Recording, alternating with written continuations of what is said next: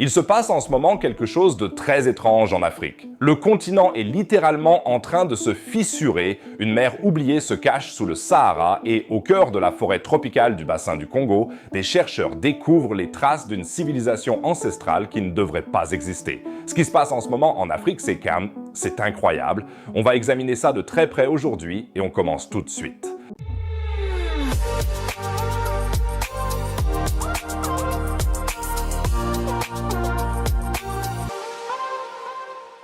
L'Afrique est un véritable paradis géologique et archéologique. Qui d'entre vous est déjà allé en Afrique et dans quel pays? N'hésite pas à me le dire dans les commentaires. Pour l'instant, je ne suis malheureusement allé qu'au Maroc. Mais là-bas, j'ai vu le Sahara et c'était incroyablement impressionnant. Si ces histoires sur les secrets cachés de notre planète vous passionnent autant que moi, n'hésitez pas à cliquer tout de suite sur le bouton s'abonner. Ça ne coûte rien et vous ne manquerez plus aucune vidéo. Et si vous êtes déjà abonné, vous m'aidez beaucoup en mettant un pouce vers le haut. 5000 j'aime devrait apaiser l'algorithme de YouTube. Merci beaucoup les amis. Commençons tout de suite par une sensation géologique. L'Afrique est en train de se fendre en deux. À l'est du continent, la croûte terrestre se déchire le long d'une gigantesque cicatrice. Avant toute chose, il faut bien comprendre que la Terre sous nos pieds est constamment en mouvement. Les continents sur lesquels on se trouve ne sont en fait rien d'autre que de fines plaques tectoniques qui flottent sur une boule de roche en fusion et se heurtent les unes aux autres. C'est ainsi que se forment les chaînes de montagnes et que les océans s'élargissent. D'habitude, on ne remarque pas ces processus car les mouvements ne font que quelques millimètres ou centimètres par an. Mais parfois, il se passe quelque chose qui nous rappelle à quel point l'intérieur de notre planète est agité. En mars 2018, une énorme fissure s'est ouverte dans le sol au sud-ouest du Kenya. Cette fissure, apparue après de fortes pluies, mesurait plusieurs kilomètres de long et a même englouti une partie de l'autoroute Nairobi-Narok. Cette faille spectaculaire se trouve dans la vallée du Rift kényan qui fait partie d'une région appelée le système du Rift Est-Africain ou Grand Rift africain. Elle s'étend sur pas moins de 3500 km de la mer Rouge au nord jusqu'au Mozambique au sud-est du continent africain. En gros, c'est un immense réseau de vallées qui a commencé à se former il y a 35 millions d'années. Il est constitué de deux chaînes parallèles de failles dans la croûte terrestre.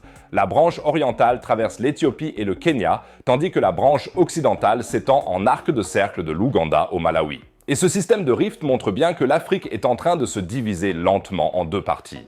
Pendant longtemps, les scientifiques ont pensé que l'Afrique reposait sur une seule plaque tectonique. Mais depuis les années 70, les preuves s'accumulent pour montrer que la plaque africaine se divise en deux nouvelles plaques le long du rift est-africain, la plaque nubienne et la plaque somalienne. Les mesures GPS montrent que les plaques nubiennes et somaliennes s'éloignent l'une de l'autre à une vitesse moyenne de 7 mm par an. Ça peut sembler peu à première vue, mais sur des échelles de temps géologiques, ça finit par faire une sacrée différence. Dans quelques millions d'années, la faille pourrait être suffisamment large pour que l'eau de mer s'y infiltre et forme un nouvel océan. Mais pourquoi ça arrive-t-il? La théorie dominante explique que des vagues de chaleur dans le manteau terrestre font gonfler et s'étirer la lithosphère, c'est-à-dire la croûte terrestre et la partie supérieure solide du manteau sous le Kenya et l'Éthiopie. Cet amincissement de la lithosphère a provoqué d'énormes éruptions volcaniques et a fracturé la croûte continentale très rigide en une série de failles. Qu'est-ce que tout ça signifie pour les gens qui vivent dans la région?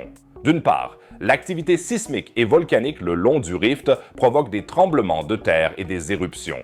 Ça peut bien sûr être dangereux pour les gens qui habitent à proximité. D'un autre côté, la vallée du rift offre aussi plein d'avantages. L'activité volcanique a créé des sols fertiles et les lacs de la région sont d'importantes sources d'eau. Il est intéressant de noter que le développement du système du rift est-africain a également joué un rôle important dans l'évolution humaine. De nombreuses découvertes fossiles importantes d'anciennes espèces humaines ont été faites dans cette région. Certains scientifiques pensent même que le paysage en constante évolution de la vallée du Rift aurait pu favoriser l'évolution de l'homme en obligeant nos ancêtres à s'adapter sans cesse à de nouveaux environnements. Cette faille, qui existe depuis des millions d'années, était remplie de cendres volcaniques issues d'éruptions lointaines et a été en quelque sorte lessivée par des pluies persistantes. Et cette faille ne cesse de s'élargir, mais aucun d'entre nous ne verra sans doute la fin de ce processus. En tout cas, c'est fascinant de savoir qu'on est témoin du début d'un changement aussi monumental. Mais même si ce processus en Afrique ne mène pas à la division complète du continent, les changements géologiques qu'on peut observer sont passionnants, car ils nous donnent un aperçu de ces forces colossales qui ont façonné notre planète et continuent de la façonner. Et quand l'Afrique se sera complètement fracturée dans quelques millions d'années, je ferai bien sûr un live stream pour vous.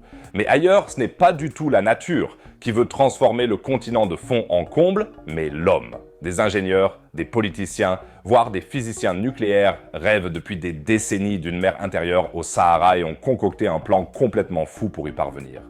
Dans les années 1870, Ferdinand de Lesseps était l'un des Français les plus célèbres au monde. En 1869, il avait inauguré le canal de Suez. Le gouvernement français lui avait décerné le prestigieux titre de vicomte. La presse le surnommait le Grand Français. De Lesseps avait d'autres ambitions. Il s'associa avec le géographe militaire François-Élie Roder pour élaborer un nouveau projet. Il voulait relier le golfe de Gabès en Méditerranée au Chott El Djerid, un lac salé saisonnier en Tunisie, situé sous le niveau de la mer et asséché la majeure partie de l'année. D'après les plans publiés par Roder en 1874 dans la Revue des Douaumont, cette mer artificielle devait être alimentée par un canal de 190 km de long et couvrir une superficie d'environ 5000 km², 2 fois plus grand que le grand lac salé d'Outer. De Lesseps et Roder avaient plusieurs raisons pour leur projet. L'une d'elles était cette idée remarquable selon laquelle une mer intérieure en Tunisie améliorerait le climat en Europe. Roder, capitaine de l'armée française, voyait aussi cette mer comme un avantage stratégique pour les plans géopolitiques de la France en Afrique du Nord. La conférence de Berlin approchait à grands pas et la ruée vers l'Afrique, au cours de laquelle la France allait occuper la Tunisie en tant que protectorat en 1881, ne commença que quelques années plus tard. Bien que la France n'ait finalement rencontré aucune résistance lors de l'invasion de la Tunisie, Roder voyait dans cette mer intérieure un moyen d'isoler les tribus rebelles du Sud et de faciliter la pacification de la région. En effet, l'impérialisme français a joué un rôle majeur dans la popularité de ce projet à la fin du 19e siècle. Le nazisme gagnait du terrain et les grandes puissances européennes se disputaient non seulement les colonies, mais aussi leur réputation. Roder pensait que le Chott El Djerid était en réalité l'emplacement de la baie de Triton, un plan d'eau décrit dans les textes grecs antiques. Selon la mythologie grecque, un descendant des légendaires acronautes viendrait un jour fonder 100 cités grecques autour de la baie. La recréation symbolique de la baie de Triton devait montrer que la France était l'héritière des valeurs européennes des Lumières qui trouvaient leur origine en Grèce, et qu'elle était la digne héritière de l'Empire romain, contrairement à des rivales comme la Grande-Bretagne, l'Allemagne et l'Italie. Roder a réussi à rallier de Lesseps à son projet en le convainquant que cette mer intérieure améliorerait considérablement le climat et par conséquent les conditions économiques en Algérie et en Tunisie. L'eau évaporée pourrait théoriquement former des nuages, stabiliser les températures et les ruisseaux qui s'asséchaient normalement avant d'atteindre le Chott El Djerid deviendraient des rivières, irriguant les terres environnantes pour l'agriculture. De plus, cette mer faciliterait le commerce dans la région. Tout cela améliorerait sans doute le niveau de vie de la population locale. De Lesseps réussit à convaincre l'Académie des sciences de la faisabilité du projet. Le gouvernement français accorda alors à Roder un budget de 35 000 francs pour une étude approfondie de la région. Le rêve d'un Sahara inondé allait-il enfin devenir réalité ? Roder a mené 2 expéditions, mais ses résultats ont été décevants. La partie de la région située sous le niveau de la mer était bien moins étendue que prévu, surtout les zones proches de la Méditerranée. Lui et de Lesseps ont dû revoir leur plan. Un canal beaucoup plus long et une mer plus petite. L'Académie française a décidé que le projet n'était plus réalisable. Les coûts s'élèveraient à bien plus d'1 milliard de francs, bien plus que l'estimation initiale de 25 millions de francs. En 1880, un franc français valait environ 0,29 g d'or. 1 milliard de francs correspond aujourd'hui à environ 17 milliards de dollars. Le gouvernement français a retiré son financement. Mais de Lesseps et Roder n'ont pas abandonné. Avec leurs propres fonds, ils ont fondé la Société d'études de la mer intérieure africaine. Roder a ensuite mené une nouvelle expédition en Tunisie. Il est rentré en France avec de la fièvre face à une communauté scientifique et militaire qui critiquait vivement son obsession pour la mer intérieure. Peu après, il mourut à l'âge de 48 ans seulement. La société de recherche de Lesseps et Roder continua d'exister. Ils revinrent toutefois à des ambitions plus modestes, stabiliser une colonie agricole près du golfe de Djeb à l'aide de puits. Mais même cela s'avéra trop ambitieux et la société se dissolut en 1892. De Lesseps se concentra alors sur son autre grand projet, le canal de Panama. Mais ces projets aboutirent finalement à un scandale de corruption qui le conduisit en prison en 1893. Il mourut 1 an plus tard. Pourtant, le projet resta ancré dans l'imaginaire français. D'autres scientifiques français ne cessèrent de relancer l'idée tout au long du XXe siècle. Elle inspira également la construction de divers canaux en Tunisie. La vision de Roder ne se concrétisa toutefois que dans la fiction.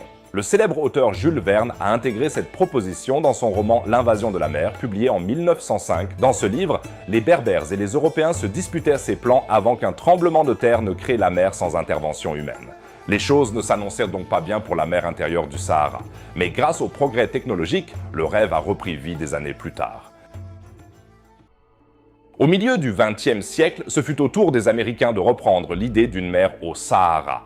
Leur idée était un peu plus radicale. Ils voulaient faire exploser un cratère dans le désert, avec des bombes atomiques. Loin d'être une idée farfelue et marginale, cette proposition faisait partie du projet Blow-Share, un programme du gouvernement fédéral américain visant à trouver des applications pacifiques en ingénierie pour les engins nucléaires. Lancé en 1957, ce projet s'inscrivait dans le cadre de l'initiative mondiale Atoms for Peace, lancé en 1953 par le président Dwight D. Eisenhower. Le projet Blow-Share a fait preuve d'une grande créativité. Le lac du Sahara n'était sans doute même pas la proposition la plus ambitieuse. Par exemple, le projet Cariel aurait traversé les montagnes de Bristol dans le désert de Mojave pour faire de la place à l'autoroute Interstate 40 et à la ligne ferroviaire de Santa Fe, en utilisant 22 explosions nucléaires. Il y avait aussi des propositions pour l'exploitation minière et d'autres usages souterrains, comme relier des aquifères souterrains et atteindre des gisements de pétrole et de gaz naturel. Mais le projet Blow-Share semblait surtout se concentrer sur la modification des voies navigables. L'une des propositions sérieusement envisagées était le projet Chariot, un plan visant à créer un port entièrement artificiel à Cape Thompson sur la côte nord-ouest de l'Alaska. Ce projet a finalement été abandonné après que plusieurs études sur les retombées radioactives transportées vers la région depuis des sites d'essais nucléaires ont montré qu'il aurait un impact négatif sur l'environnement local et la population. Mais des propositions encore plus ambitieuses comprenaient l'élargissement du canal de Panama, la création d'un tout nouveau canal panatomique à travers le Nicaragua et le tracé d'une voie alternative au canal de Suez à travers le désert du Negev en Israël jusqu'au golfe d'Aqaba sur la mer Rouge. Cette dernière proposition aurait nécessité la création d'une voie navigable de plus de 250 km de long, soit plus de 25% de plus que le canal de Suez lui-même, en utilisant 520 ogives nucléaires d'une puissance de 2 mégatonnes chacune. Ça correspond à 125 fois la puissance de la bombe atomique larguée sur Hiroshima. Ce plan radical a pris de l'ampleur parce que le canal de Suez était devenu l'un des pions stratégiques les plus importants de la guerre froide. Surtout après que le gouvernement égyptien l'ait nationalisé en 1956, ce qui a conduit à la crise de Suez. Les États-Unis voulaient une alternative dans un pays allié. Et à côté de toutes ces propositions plus dramatiques, les responsables impliqués dans le projet Blow-Share ont aussi proposé des armes nucléaires comme solution au problème de la mer du Sahara. Une idée consistait à utiliser 213 bombes atomiques de 1,5 mégatonnes chacune dans le cadre du projet Katara-Senke. Ce projet visait à créer une mer intérieure dans le nord de l'Égypte. Les explosions auraient créé un canal reliant la Méditerranée à la dépression, situé à environ 60 mètres sous le niveau de la mer. Ça aurait généré une mer intérieure à forte évaporation, ce qui aurait entraîné un afflux constant d'eau pouvant être utilisé pour produire de l'énergie hydroélectrique. Certains ont même proposé d'utiliser des explosions nucléaires pour relancer les plans de Lesseps et Roder concernant les shots tunisiens. Mais aucun de ces projets n'a vu le jour. La résistance mondiale croissante contre les technologies nucléaires, surtout après la crise de Cuba, a fait perdre de son élan au projet Blow-Share jusqu'à ce que son financement soit complètement arrêté en 1977. L'idée de Lesseps et Roder de créer une mer intérieure dans les shots tunisiens a finalement été relancée au XXIe siècle par une organisation à but non lucratif appelée Corporation Road, ou Coro. Fondée par des spécialistes et des experts en coopération méditerranéenne venus du monde entier, Coro souhaite construire un canal partant du golfe de Gabès qui permettrait d'inonder les shots, tout comme la proposition française initiale du 19e siècle. Coro affirme que le projet serait extrêmement bénéfique pour la Tunisie et toute la région méditerranéenne à plusieurs égards. Dans un pays où le taux de chômage des jeunes avoisine les 35%, l'économie profiterait d'un grand nombre de nouveaux emplois. La mer intérieure permettrait également de freiner la désertification. L'évaporation de la mer entraînerait une augmentation des précipitations et de la couverture nuageuse. Ces changements climatiques pourraient permettre le développement de l'agriculture, de la pisciculture et de l'élevage dans la région, en plus d'un tourisme accru. Enfin, l'amélioration économique réduirait la migration de la Tunisie vers l'Union européenne, en particulier l'Italie, et ferait plutôt de la Tunisie elle-même un pôle d'attraction pour la main-d'œuvre migrante en Afrique du Nord. Le projet Koros-Sahara-Mer en est encore à la phase de préparation, mais il a reçu l'autorisation du gouvernement tunisien en 2018. Une première étape importante Ce plan est complètement dingue. Pourtant, le Sahara était déjà, de lui-même, un paradis florissant, et ça ne remonte pas à si longtemps. Il y a environ 14 000 ans jusqu'à environ 5 000 ans, l'Afrique du Nord a connu la période humide africaine. À cette époque, le Sahara était parsemé de rivières, de lacs, de prairies et même de forêts, des éléphants, des girafes, des antilopes.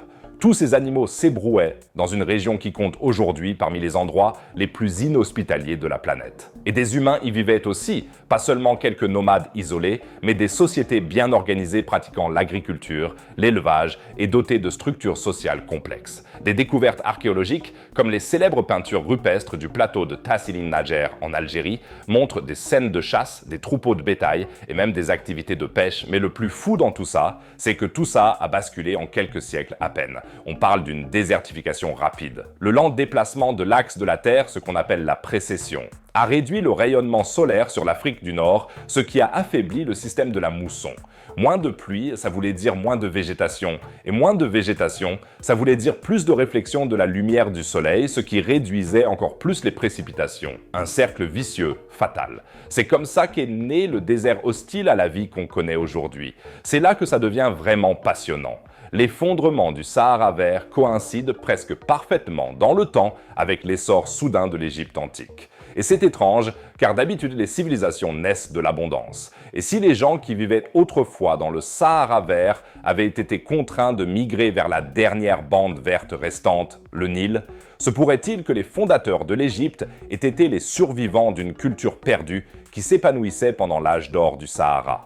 Les Égyptiens de l'Antiquité ont laissé quelques indices sur l'époque qui les a précédés. En effet, ils ne se considéraient pas comme les premiers, mais comme les héritiers de quelque chose de plus ancien. 3 textes antiques importants, la liste des rois d'Abydos, la liste des rois de Turin et la pierre de Palerme, ne remontent pas seulement à quelques siècles, mais s'étendent, selon certaines interprétations, sur plus de 30 000 ans dans le passé. La plupart des historiens ne les croient toutefois pas tout à fait et classent ces listes en souverains historiques et mythiques. Pourtant, de nouveaux indices étonnants laissent penser qu'un monde perdu est enfoui sous le sable du Sahara. Des analyses génétiques montrent que les premières populations nord-africaines présentent un mélange d'ascendance africaine subsaharienne et moyen-orientale. Des sites archéologiques comme Taforalt au Maroc ont révélé de l'ADN vieux de 15 000 ans, un mélange d'ancêtres africains subsahariens et du Proche-Orient, ce qui suggère aussi des contacts à distance à travers le Sahara qui était alors habitable. En d'autres termes, quand le Sahara était encore vert, il y avait déjà des contacts entre différentes régions, sur de très longues distances. Et quand le Sahara s'est asséché, ces populations ont peut-être migré vers l'Est, là où l'Empire égyptien allait plus tard voir le jour. Les technologies modernes de satellites et de radars ont même révélé quelque chose d'étonnant sous les dunes de sable du Sahara. Sous le désert occidental s'étend le lit pétrifié d'un fleuve très ancien, asséché depuis longtemps, appelé le Tamanrasset. Pendant la période humide africaine, c'est-à-dire il y a environ 10 000 ans, cet immense fleuve transportait l'eau depuis les contreforts méridionaux de l'Atlas, traversait l'actuel Sahara pour se jeter dans l'océan Atlantique. Les chercheurs pensent que le Tamanrasset était l'un des plus grands fleuves d'Afrique du Nord, comparable au Niger d'aujourd'hui. Aujourd'hui, il ne reste plus aucune trace de ce fleuve, il repose sous des centaines de mètres de sable. Mais les signaux radars venus de l'espace tracent encore son ancien lit, telle une cicatrice dans la croûte terrestre qui nous rappelle que même le plus grand désert du monde était autrefois plein de vie. Et on sait que des gens y vivaient. Au cœur du Sahara, dans des régions comme le Tassili, le Fedza et le Messac, des archéologues ont découvert des tumulus en pierre vieux de près de 9000 ans. Certains sont de forme circulaire ou constitués de murs de pierre concentriques. D'autres rappellent des formes pyramidales primitives. Dans ces tombes, les chercheurs ont trouvé des restes humains enterrés avec des outils, des bijoux en coquillage et des pigments rouges d'ocre. Ces sépultures montrent que bien avant l'essor des grandes civilisations fluviales en Égypte ou en Mésopotamie, il existait au cœur du Sahara des sociétés complexes dotées de croyances spirituelles et de structures sociales, aujourd'hui cachées sous le sable d'un désert qui, à l'époque, était encore plein de vie. Certains squelettes étaient disposés dans des postures qui semblaient rituelles, comme cette mère serrant son enfant contre elle. Ces découvertes laissent entrevoir une conception spirituelle complexe et une structure sociale bien définie. Toutes ces découvertes montrent de façon impressionnante que le Sahara vert n'était pas seulement une phase transitoire de la nature, mais le berceau de cultures hautement organisées qui s'épanouissaient au cœur d'une région qui est aujourd'hui un désert hostile, bien avant l'essor de l'Égypte antique. Sous tout ce sable pourraient se cacher des chapitres entiers de l'histoire de l'humanité qu'on n'a jamais vus. Des structures en pierre, des villes, voire des inscriptions. Tout ça bien conservé, mais caché. Et il y a une autre structure dans le Sahara, tellement ancienne et étrange qu'elle est comme une sorte de fenêtre sur l'histoire de la Terre. Imagine que tu es astronaute à bord de la Station spatiale internationale et que tu regardes la Terre d'en haut. Tout à coup, au milieu des étendues dorées du Sahara, tu aperçois une structure parfaitement circulaire composée de plusieurs anneaux concentriques. C'est exactement la structure de Richat en Mauritanie. Elle mesure environ 50 km de diamètre. Mais vue depuis le sol, on ne perçoit guère toute sa splendeur. Les dunes de sable, la chaleur étouffante et le relief accidenté masquent sa forme réelle. Ce n'est que depuis l'espace que la structure se révèle dans toute sa beauté. Et c'est justement cette forme parfaitement circulaire qui a intrigué les scientifiques pendant des décennies. On parle même de la légendaire Atlantide. Mais l'explication la plus évidente semble d'abord être un impact de météorite. Franchement, regarde ce truc, si parfaitement rond, si précisément structuré, ça a forcément dû être un gigantesque impact cosmique. Cette théorie a fait long feu, et honnêtement, je comprends très bien pourquoi, mais il y a de nouvelles découvertes et elles racontent une toute autre histoire. Lors de nouvelles études sur place, les scientifiques n'ont trouvé aucun indice d'un impact de météorite. Pas de quartz choqué, pas de roche fondue, aucune des traces révélatrices qu'un impact à haute énergie aurait laissé. À la place, ils ont découvert quelque chose de bien plus subtil et à bien des égards encore plus impressionnant, un dôme géologique érodé. Il y a environ 100 millions d'années, une gigantesque bulle de roche en fusion s'est frayé un chemin de bas en haut. Imagine ça comme un énorme bouton géologique sur la croûte terrestre. Cette bulle de magma a doucement soulevé les couches sédimentaires situées au-dessus, formant ainsi une structure en dôme. Le magma lui-même n'a jamais atteint la surface, mais il a fait bomber les couches rocheuses situées au-dessus. Et c'est là que la vraie magie a commencé. Le vent, l'eau et le sable, les 3 maîtres de l'érosion désertique, se sont mis au travail. Pendant des millions d'années, la nature a poncé et érodé ce dôme. Ce faisant, les couches rocheuses les plus tendres ont été érodées plus rapidement que les plus dures. Les roches plus dures, comme le grès quartzeux, ont résisté à l'érosion et sont restées debout sous forme de crêtes élevées. Les couches plus tendres entre les deux ont été creusées pour former des vallées. Le résultat, c'est une coupe transversale naturelle de la croûte terrestre, décapée couche par couche en anneaux concentriques. Certaines parties de cette structure datent donc de 100 millions d'années. C'est dingue, non ? De minuscules taches violettes dans la partie sud de la structure indiquent la présence d'arbres et de buissons isolés qui longent le lit d'une rivière asséchée.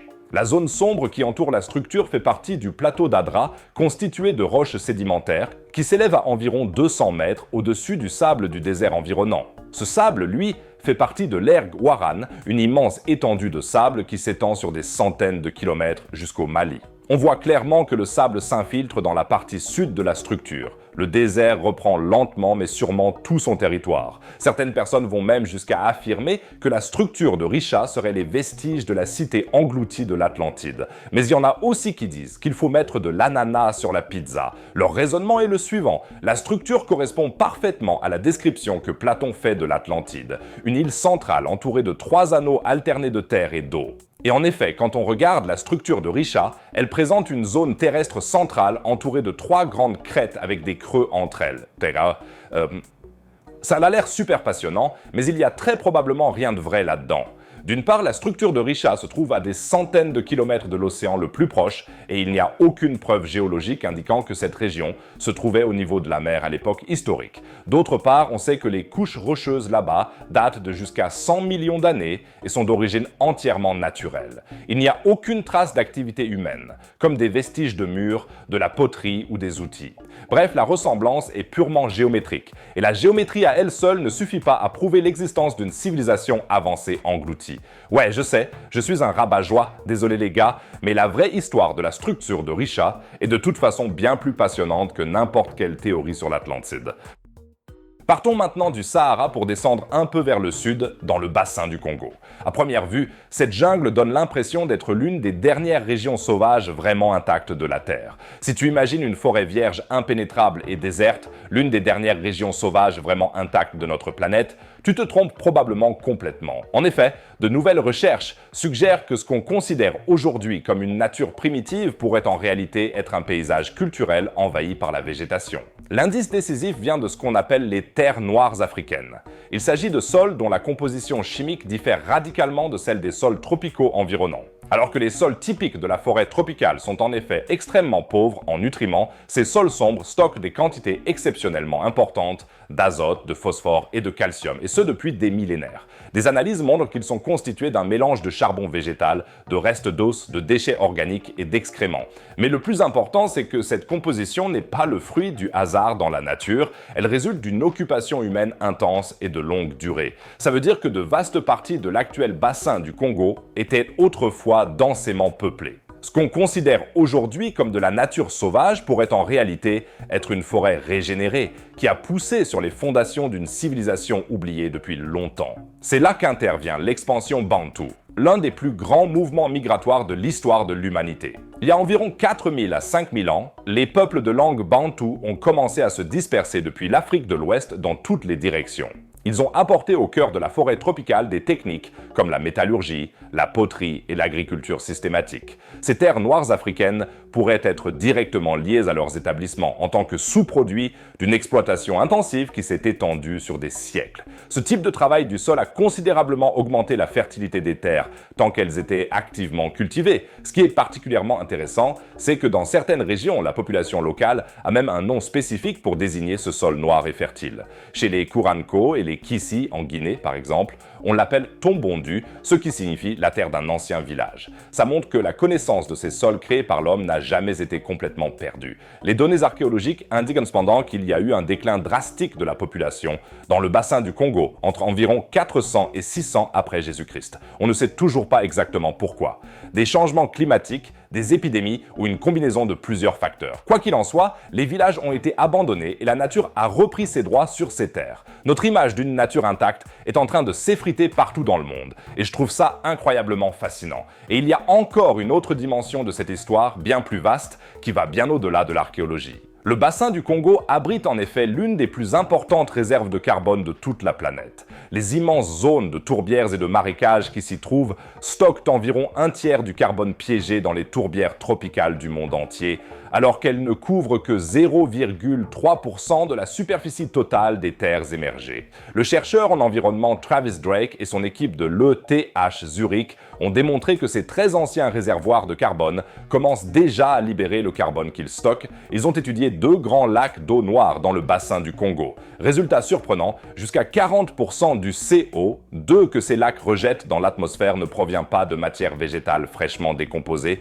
mais de tourbes vieilles de plusieurs millénaires. Qu'est-ce que ça veut dire ? Il y a des indices qui montrent que le fragile équilibre de ces écosystèmes pourrait être perturbé. Si le climat s'assèche, les tourbières s'assèchent à leur tour, l'oxygène pénètre plus profondément, les bactéries décomposent la matière organique et d'énormes quantités de CO2 sont libérées avec des conséquences sur le climat mondial. Le rapport de l'ETH Zurich précise qu'on ne sait toujours pas exactement comment le carbone est libéré à partir de cette matière végétale non décomposée. En même temps, la déforestation et l'exploitation minière menacent de détruire d'autres zones avant même qu'on ait pu les comprendre. On pourrait ainsi perdre des traces de civilisations entières avant même de connaître leur nom. Le bassin du Congo n'est pas un sujet marginal. C'est une région clé, à double titre, pour l'archéologie de l'humanité et pour l'avenir du climat terrestre. J'espère que ça vous a donné un petit aperçu des nombreux secrets que l'Afrique cache sous sa surface. Et croyez-moi, ce n'est pas tout, loin de là. Je vous tiendrai bien sûr au courant ici, sur cette chaîne, des autres découvertes passionnantes sur ce continent et d'autres encore. Alors n'hésitez pas à vous abonner et à cliquer sur j'aime pour qu'on dépasse les 5000 j'aime. Et puisque nous parlons justement des secrets de notre Terre, ça tombe bien. Les informations sur les volcans qui redeviennent actifs se multiplient actuellement partout dans le monde. Qu'est-ce qui se cache derrière tout ça et faut-il vraiment s'inquiéter d'un réveil de la Terre? C'est exactement le sujet de ma prochaine vidéo. N'hésite pas à cliquer en haut à droite sur la vidéo affichée, c'est vraiment passionnant. Et si tu cliques en bas à gauche, tu pourras faire le plein dans ma boutique spatiale avec les t-shirts des vidéos, mes livres dédicacés, des planètes en peluche, des météorites et bien plus encore. Ça vaut le coup d'y jeter un œil et chaque commande soutient grandement mon travail. Sinon, je dirais qu'on se retrouve dans la prochaine vidéo. À plus les amis.